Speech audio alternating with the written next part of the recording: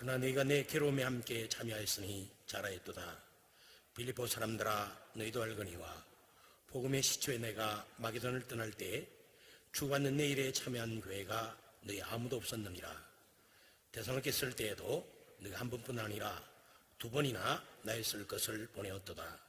내가 선물을 구함이 아니요 오직 너희에게 유익하도록 풍산 열매를 구함이라. 아멘. 오늘은 특별한 주일이잖아요. 추수감사주일. 우리 50대 남전도 회원들이 나와서 또 하나님 베푸신 은혜를 기억하면서 찬양으로 영광을 돌리겠습니다.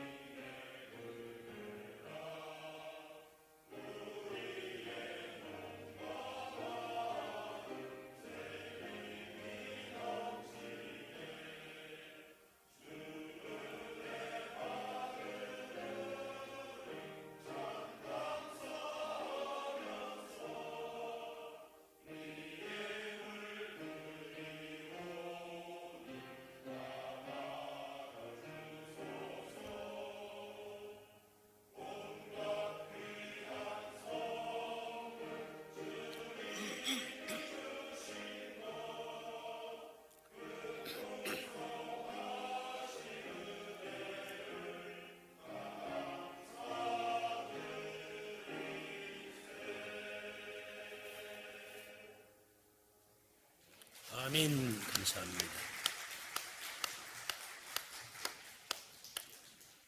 기도하겠습니다. 하나님 아버지 감사합니다.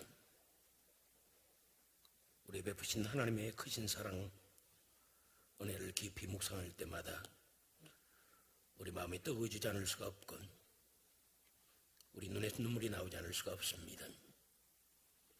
오늘 추수감사주를 맞이해서 다시 한번 우리에게 베푸신 하나님 은혜와 사랑을 깊이 묵상하며 우리가 예배하는 중에 50대 남전도 회원들이 하나님께 감사의 찬양을 올려드렸습니다. 하나님 기쁘게 받아주시고 영광 받아주시옵소서. 이 시간 주의 말씀을 듣는 시간입니다. 우리 마음을 활짝 열게 하시고 사모하는 마음으로 정신을 집중하여 말씀을 들을 때 말씀의 놀라운 은혜를 경험하고 빗소리 남은 생애가 우리가 같이 하나님이 되신 항상 기뻐하며 쉬지 말고 기도하며 범사에 감사하면서 진정한 만족을 누리며 사는 행복하고 복된 삶을 살아갈 수 있도록 은혜 베풀어 주시옵소서. 이 시간 전부를 주의 성령께 부탁드리옵고 예수님을 감사하며 기도드리옵나이다. 아멘. 여러분 옆에 있는 분들, 주위에 있는 분들이 한번 이렇게 질문해 보세요. 권사님은, 집사님은, 성도님은 지금 만족한 삶을 사십니까? 자, 두 사람 시작해서 한번 그렇게 물어보세요. 우리 정명인 사람도 물어봐요. 아내한테 당신 지금 만족한 삶을 살고 있는가? 여러분 대답을 들으셨습니까? 우리가 이런 질문에 대해서 네, 아멘 그렇게 대답할 수 있게 해서는 외적인 것에 초점을 맞추고 살아서는 안 됩니다.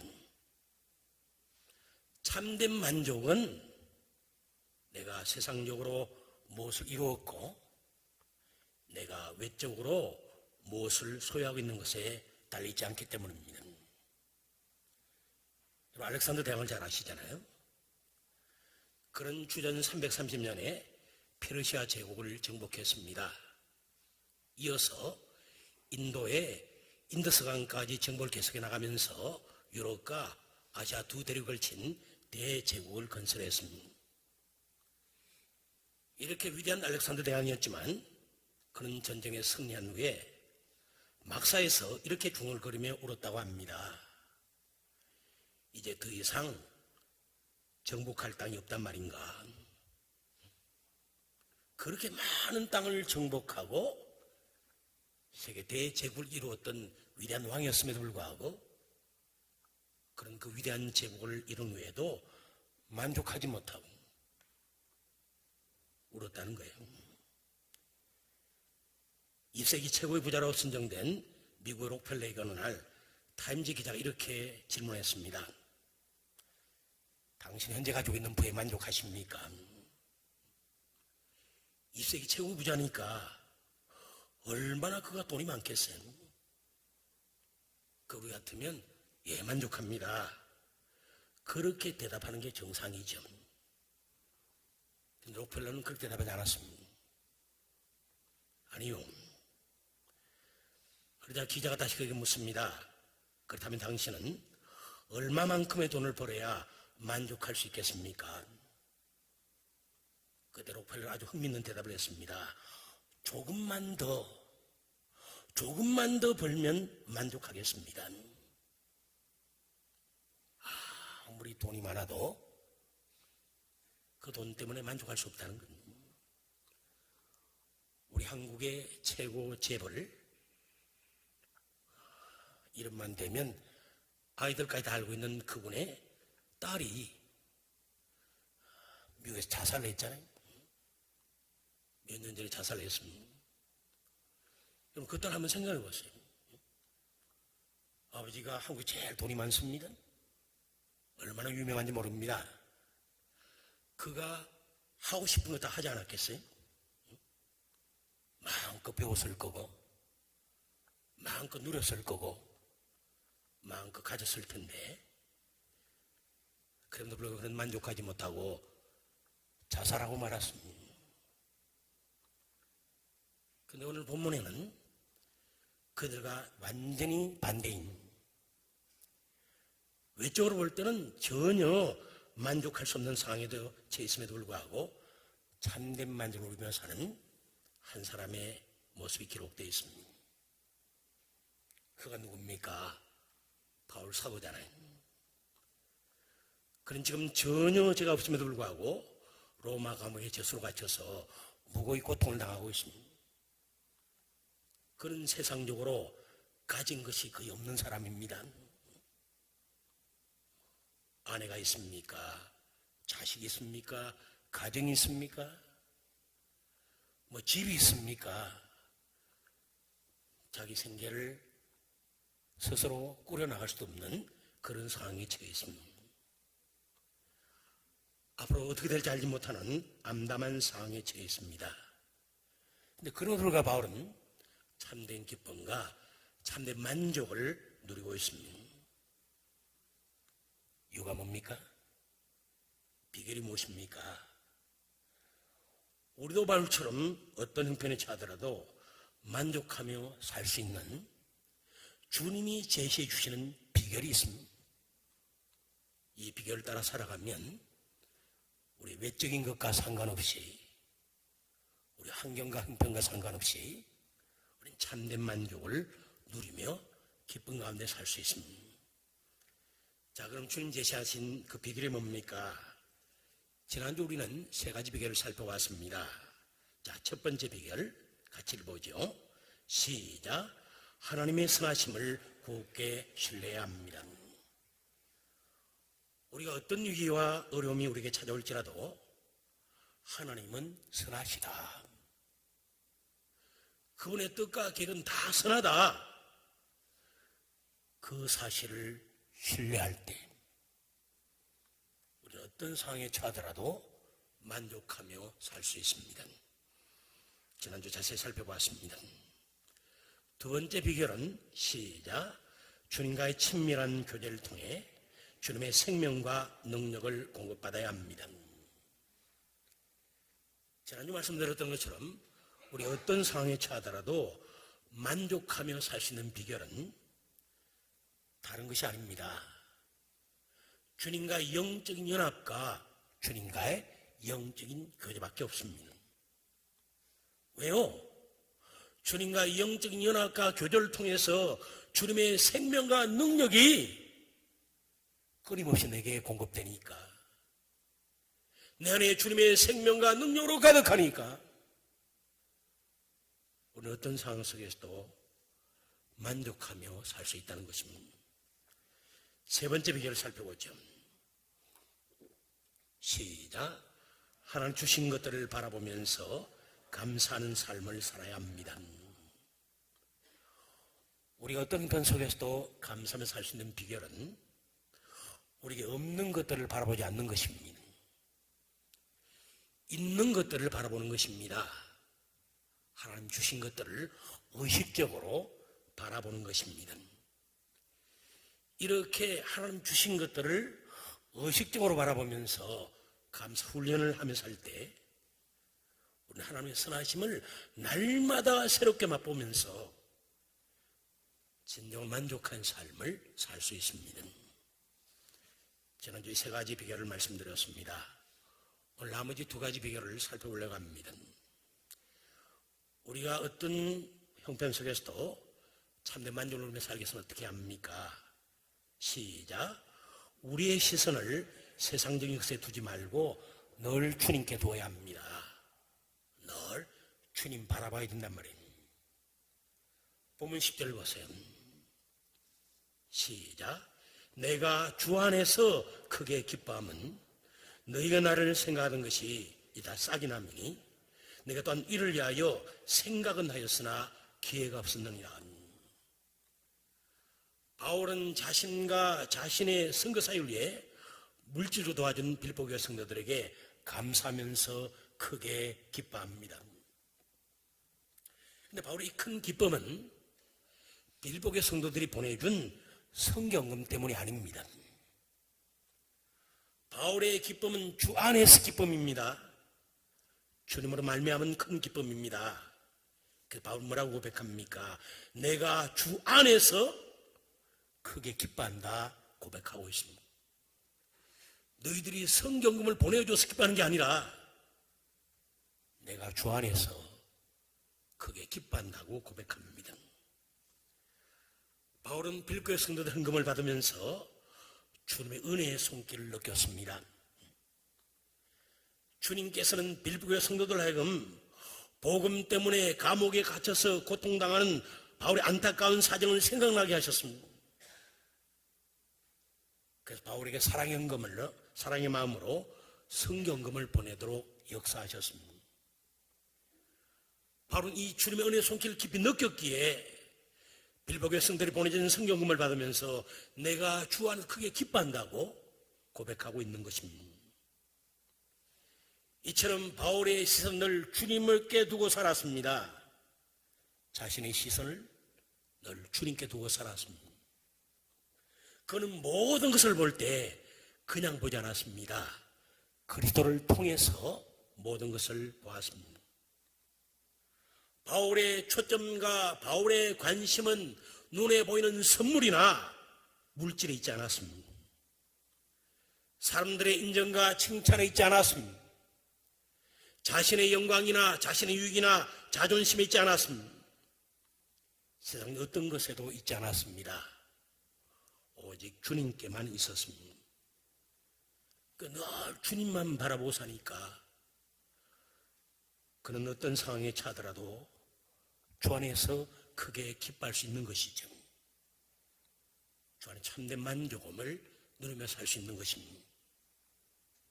사랑 여러분, 어떤 상황 속에서도 참된 만족을 누리며 살기를 원하십니까? 그렇다면 언제나 여러분의 시선을 주님께 두십시오. 만약 그렇지 않을 때 여러분은 상황 때문에 힘들어하게 됩니다. 시선을 주님이 아니라 어려운 상황에 두니까 힘들어할 수밖에 없죠. 또 사람들의 반응과 태도 때문에 상처를 받게 됩니다. 시선을 주님께 두지 않고 사람들에게 두니까 사람들의 어떤 반응과 태도 때문에 상처를 받잖아요. 예를 들어 보겠습니다. 우리가 처한 상황이 힘들고 어렵습니다. 사람들의 태도나 반응이 호의적이지 않습니다. 교회를 위해 열심히 수고하고 헌신하지만 성도를 칭찬하면서 도와주기는커녕 오히려 오해하고 비판합니다. 또 열심히 사역하지만 결과가 나타나지 않고 열매가 없습니다. 그럴 때도 우리는 그 결과를 바라보지 말고 주님을 바라봐야 합니다. 주님께 우리 시선과 우리 초점을 둬야 합니다. 우리가 주님 바라본다는 말은 무슨 말입니까? 주님 의지한다는 말입니다. 왜 그렇습니까? 우리는 의지하는 대상을 바라보기 때문입니다. 이처럼 바라보는 것과 의지하는 것은 동일한 것입니다. 사람 의지하는 사람은 누굴 바라봅니까? 사람 바라봅니다. 환경 의지하는 사람은 환경 바라봅니다.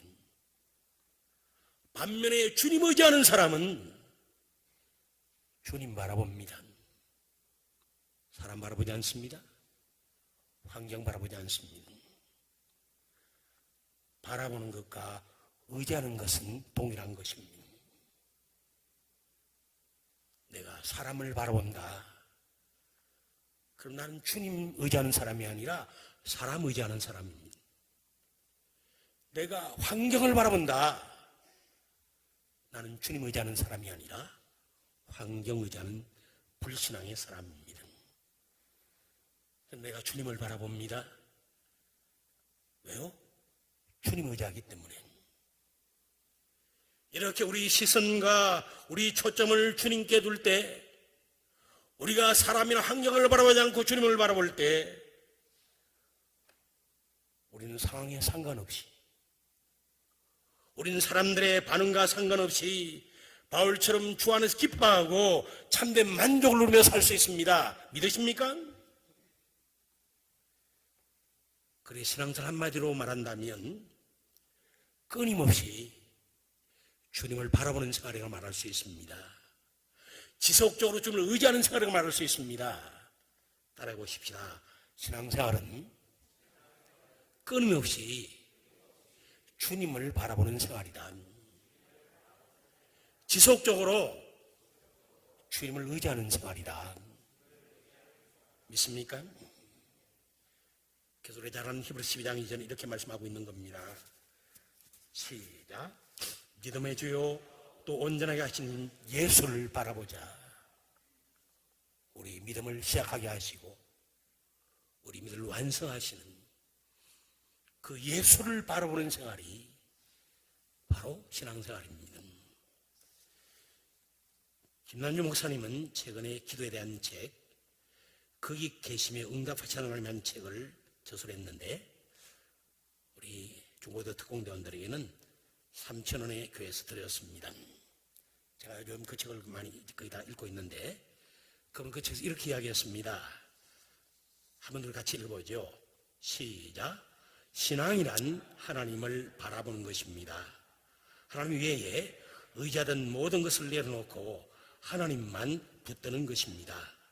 자신의 삶에 대한 모든 주권이 하나님 있음을 고백하는 것이고 자기 힘으로 살아가려던 삶의 방식을 포기하는 것입니다.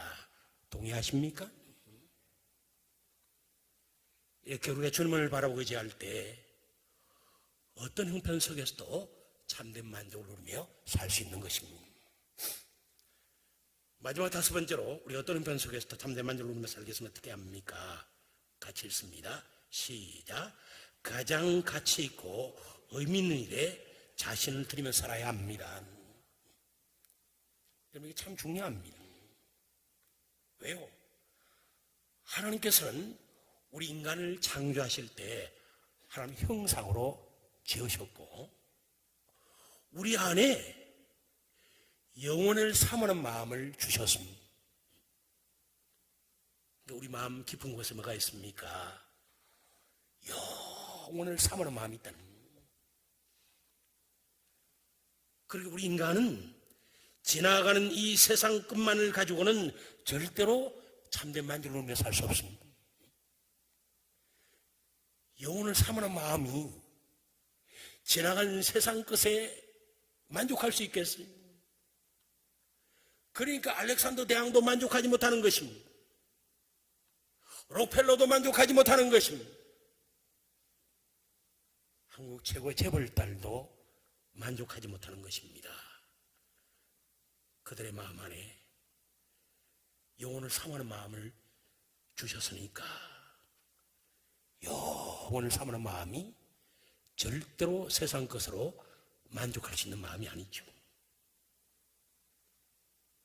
그러므로 인간은 솔로몬 왕처럼 인간이 누릴 수 있는 모든 부경화를 다 누린다 할지라도 결코 만족한 삶을 살 수 없습니다.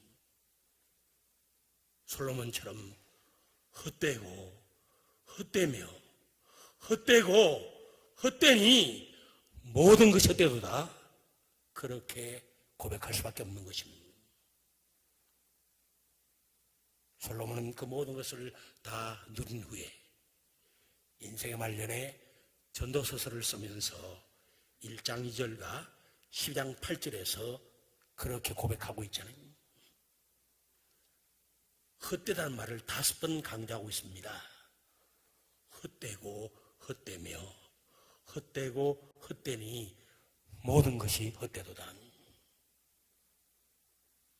그러므로 우리가 참된 만족을 누리며 살기 위해서는 반드시 영원히 없어지지 않는, 영원히 존재 않는 영원한 하늘나라에까지 연결되는 가치 있고 의미 있는 일에 우리 자신을 들이며 살아야 합니다. 바울 사도가 인간적으로는 참으로 힘들고 어려운 인생을 살면서도 참된 만족을 누리며 살 수 있던 비결이 무엇입니까? 영원한 하늘나라에까지 연결되는 가장 의미 있고 가장 가치 있는 일인 주님의 복음을 전하며 하나님 나라를 확장하는 일에 자신을 들이며 자기 인생을 들이며 살았기 때문입니다. 사도행전 20장 24절 25절 바울은 이렇게 고백합니다. 시작. 내가 달려갈 길과 주 예수가 받은 사명, 곧 하나님 은혜의 복음을 전하는 일을 마치려 하면은 나의 생명조차 조금도 귀한 것으로 여기지 아니하노라. 보라, 내가 여러분 중에 왕래하며 하나님 나라를 전파하였으나, 하나님 은혜의 복음을 전가하고 하나님 나라를 전파하는 그 일, 그 자기 인생에 가장 가치 있고 의미 있는 일로 삼으면서 자기 생명까지 바치길 아까워하지 않고 자신이 살고 있다고 그런 고백하고 있는 것입니다. 이렇게 바울은 주님의 복음과 하나님 나라 확장에 자신 인생 전부를 기쁘게 들으며 살았습니다. 그렇게 바울은 빌보의 성도들이 자신의 선교사에 깊은 관심을 가지고 물질로 동력했을 때 참으로 기뻐합니다. 보면 10절 다시 보세요. 시작. 내가 주 안에서 크게 기뻐함은 내가 나를 생각하던 것이 다 싹이 남이니 내가 또한 이를 위하여 생각은 하였으나 기회가 없었느니라. 빌보의 성도들은 단순히 물질만 바울에게 전달한 것이 아니었습니다.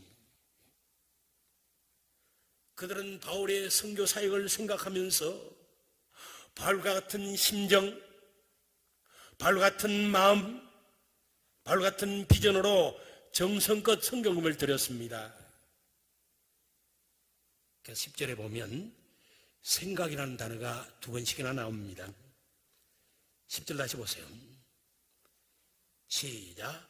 내가 주 안에서 크게 기뻐함은 너희가 나를 생각하던 것이 다 싹이 남이니 내가 또한 이를 위하여 생각은 하였으나 기회가 없었느니라. 너희가 나를 생각하던 것이, 너희가 이를 위하여 생각은 하였으나, 생각이라는 단어가 2번 나오고 있습니다. 여기 생각이 헬라 단어 프로네이는 그냥 그저 한번 생각해 보는 것이 아닙니다. 어떤 사람 일에 대해서 깊은 관심을 가지면서 계속 생각하는 것을 가르칩니다. 그러니까 바울의 선교사역에 대해서 계속 생각하면서 깊은 관심을 가지는 거죠. 바울의 선교사에 깊은 관심을 가지면서 계속 생각하는 것을 가르치죠. 이처럼 빌립보 성도들은 바울과 바울의 선교사에게 깊은 관심을 가지고 있었습니다. 왜 깊은 관심을 가지고 있었을까요? 그것은 그들이 주님의 복음을 전파하고 하나님 나라 확장하는 일이 얼마나 가치 있고 얼마나 의미 있는 일인가 너무나 잘 알고 있었기 때문입니다. 그렇게 되면 바울이 선교 사역을 감당하면서 어려움을 당할 때 기꺼이 그 어려움에 함께 동참할 수 있었습니다. 보면 14절 보세요. 시작. 그러나 너희가 내 괴로움에 함께 참여하였으니 잘하였도다. 너희가 내 괴로움에 함께 참여하였다. 바울은 빌보의 성도들이 자신을 물질적으로 도와준 것을 가리켜서 너희들이 내 괴로움에 함께 참여했다고 말합니다. 그리고 잘하였다고 그들을 칭찬합니다. 바울은 주님을 위해 선교 사역을 충성스럽게 감당하다가 로마 감옥에 죄수로 갇혀서 괴로움과 고통을 당하고 있습니다. 빌보의 성도는 이 바울의 괴로움과 고통을 알았습니다. 그래서 어떻게 함께 동참했습니까? 물질로서 바울의 괴로움과 고통에 함께 동참했던 겁니다. 물질로 동참했단 말이 무슨 말입니까? 그들의 마음이 함께 동참했단 말입니다. 왜요? 주님의 말씀처럼 마태복음 6장 21절 주님 이렇게 말씀하셨습니다. 시작. 내 보물 있는 그곳에는 내 마음도 있느니라. 그들이 물질적으로 바울의 어려움에 동참한 것은 그들의 마음이 바울에게 있었기 때문입니다. 이처럼 빌보교회 성도들이 바울을 물질로 도운 것은 단순히 물질로만 바울을 도운 것이 아닙니다. 그들의 마음이 바울에게 있었습니다. 그들은 바울을 참으로 사랑했습니다. 그런 그들의 아름다운 마음이 바울을 사랑하는 마음이 물질로서 바울을 돕는 것으로 나타났던 것입니다. 그런데 빌립보의 성도들이 바울을 사랑하면서 바울을 물질로 도운 것은 단순히 인간적인 마음이나 인간적인 동기로 그렇게 한 것이 아닙니다. 그냥 인간적으로 불쌍하니까, 또 체면상 그렇게 한 게 아니라, 그들 역시 바울과 동일하게 주님의 복음을 전파하고 하나님을 확장하는 일이 얼마나 가치 있고 얼마나 의미 있는 일인가 너무나 잘 알고 있었기 때문입니다. 정말 주님 복음을 전파하는 일은 너무너무 중요한 일이다.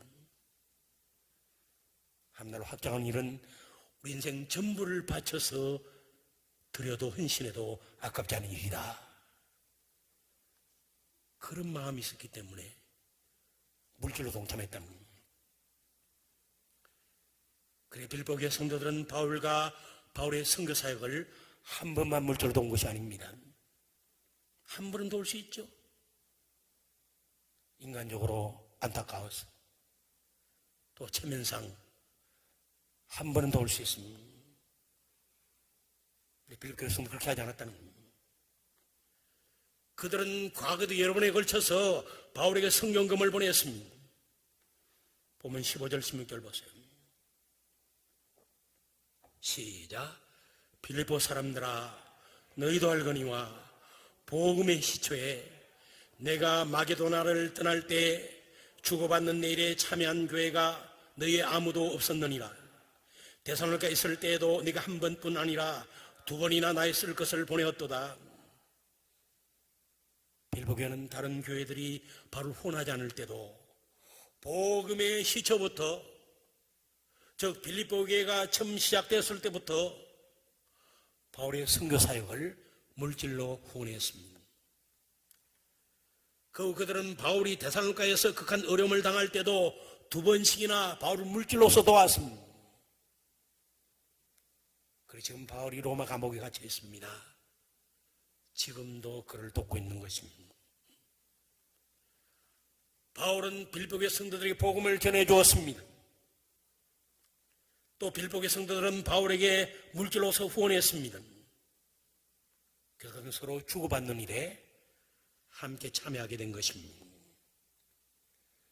이처럼 바울과 빌립보교회 성도들과의 관계는 참으로 아름다운 동력의 관계였습니다.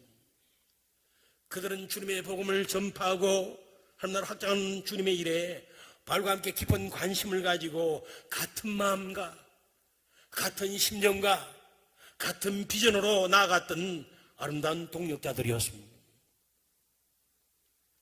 바울은 빌립보교회 성도들 구원받고 말씀 안에 자라갈 수 있도록 영적인 신뢰한 것을 공급했습니다. 그리고 빌립보교회 성도들은 물질적인 것을 바울에게 공급했습니다. 그 결과 복음과 하나님 나라는 계속 확장되어 나갔던 것입니다. 이처럼 바울과 빌립보교회 성도는 각자가 하나님께서 받은 것들을 나누면서 영원한 한날에까지 연결되는 가장 가치 있고 가장 의미 있는 일인 복음 전파와 하나님 나라 확장을 위해 온전히 헌신했습니다. 그리고 그들은 자신들이 찬송함과 상관없이 참된 만족과 참된 기쁨을 누리면서 복되게 살 수 있었습니다. 사랑하는 여러분, 우리 역시 그러합니다. 우리도 우리가 찬송함과 상관없이 참된 만족과 기쁨을 누리며 살기 위해서는 영원한 한날에까지 연결되는 가장 가치 있고 가장 의미 있는 일에 우리 자신을 들이며 살아야 합니다. 그 일이 어떤 일입니까? 복음을 전파하여 영혼들을 구원하는 일입니다. 하나님의 말씀과 성령의 도우심으로 영혼들을 주님의 제자로 세우는 일입니다. 주님의 사랑을 실천하면서 영혼들을 돕고 섬기는 일입니다. 복음 전파와 제자 삼는 사역을 통해 이 땅 하나님 나라가 임하도록 하며 이 땅 하나님 나라를 확장해 나가는 일입니다. 그들은 어떤 상황에 처하든 상관없이 바울처럼 빌보의 성도들처럼 참된 만족과 참된 기쁨을 누리며 살게 될 것입니다. 믿으십니까? 복음을 전파하고 사람들 학장에는 관심이 없고 나 그냥 세상 것에 늘 나의 뭐 이런 개인적인 것에 초점 맞추고 사니까 만족한 삶을 살 수 없는 거죠.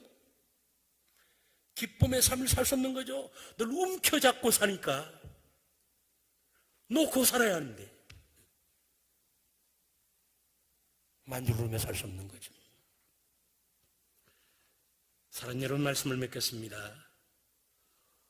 오늘 우리 시대는 이전보다 훨씬 더 부유해졌고 풍성해진 시대입니다. 잘 살게 되었잖아요. 그러나 영적으로 어떻습니까? 정신적으로 어떻습니까? 훨씬 더 공고하고 피곤하고 피폐한 시대가 되었습니다. 그리스도인들 가운데도 참된 만족을 누리며 사는 사람들을 찾아보기가 쉽지 않습니다. 주님 그런 우리들을 바라보시면서 정말 안타까워하십니다. 그리고 참된 만족을 누리며 살 수 있는 비결을 제시하십니다. 그 비결이 뭡니까? 어떤 형편에 처하든지 하나님의 선하심을 굳게 신뢰하십시오. 늘 주님과 영적인 연합과 친밀한 교제를 통해 끊임없이 주님의 생명과 능력을 공급받으십시오.